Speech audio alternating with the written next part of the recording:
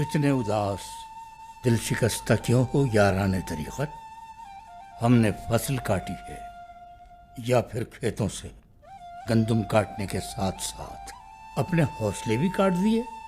گندم کی کٹائی کے بعد اسے چھان پھٹک کر چھکڑے پر لادا جاتا ہے، پھر چکی پر لے جا کر آٹا بناتے ہیں، اسے پھر گوندھ کر پیڑے بناتے ہیں اور پھر اس پیڑے کو بیل کر تندور میں لگا کر پکاتے ہیں، تب تیار ہوتی ہے روٹی۔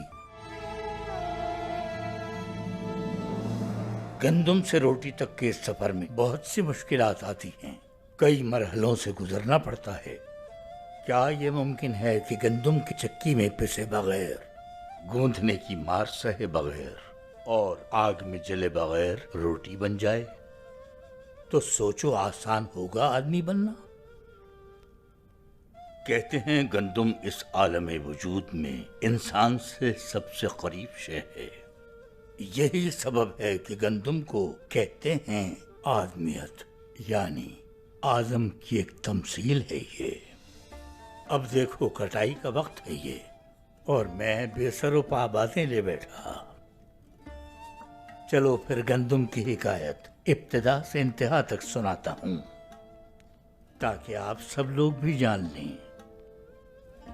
کسی شے کو اگانے کے لیے اسے بونا ضروری ہوتا ہے، یعنی ہر شے ایک تخم سے شروع ہوتی ہے۔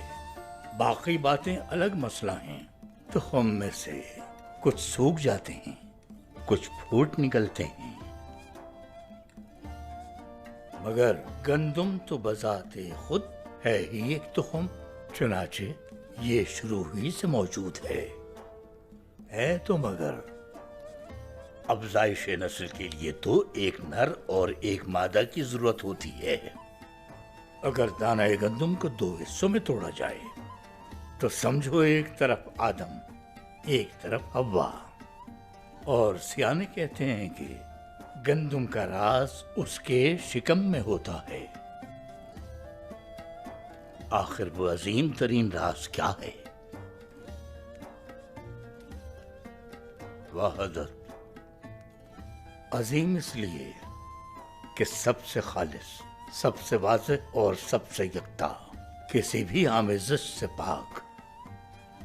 ہم تو پڑھے لکھے ہیں نہیں، یعنی ہیں بالکل جاہل، مگر سوچو یہ کیسے ہوتا ہوگا؟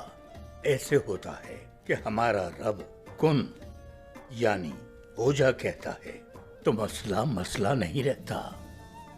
کن ہو جا، ہو گیا، ہونا ہی تھا۔ اب بال کی کھال نکالنا حماقت ہے، حالانکہ میں آگے بھی بتا سکتا ہوں، مگر یہ راز کی بات ہے۔ حق سے ناواقفوں پر راز کھولنا خود ان کے ساتھ ناانصافی ہوگی۔ کیا کہتے تھے ہمارے پرکھے؟ شیر خوار کو گندم نہیں دی جاتی کیونکہ اس کے دانت نہیں نکلے۔ عشق سے عاری انسان حیوان ہے۔ چنانچہ جب گندم کو عین درمیان سے دو حصوں میں تقسیم کرنے والا الف زمین پر گرتا ہے تو عظیم فصل بن جاتا ہے۔ یہ باتیں تمہیں کتابوں میں نہیں ملیں گی یاران طریقت، مگر یہ نہ سمجھ لینا کہ ہمیں کوئی معرفت وغیرہ حاصل ہے۔ جاننے والے بتاتے نہیں، بتانے والے جانتے نہیں۔ اچھا یہ تو بتاؤ، سوچ سمجھ کر کیا سیکھا اس قصے سے ہم نے؟ کیوں بھئی، سبق نہ ہو تو قصہ بے معنی، سوائے بیکار باتوں کے کچھ بھی تو نہیں۔ میں بتاتا ہوں چلو خود ہی، تاکہ سب کی سمجھ میں آئے۔ گندم سے بنتی ہے روٹی، نفس کی تسکین کرنے والی، نفس کی آرزوؤں کی عکاس ہے یہ گندم۔ کوئی بھی ہو، نفس کی آرزوؤں تمناؤں کا تابع ہو کر اپنی اصل حقیقت بھلا بیٹھتا ہے، جنت سے نکال دیا جاتا ہے۔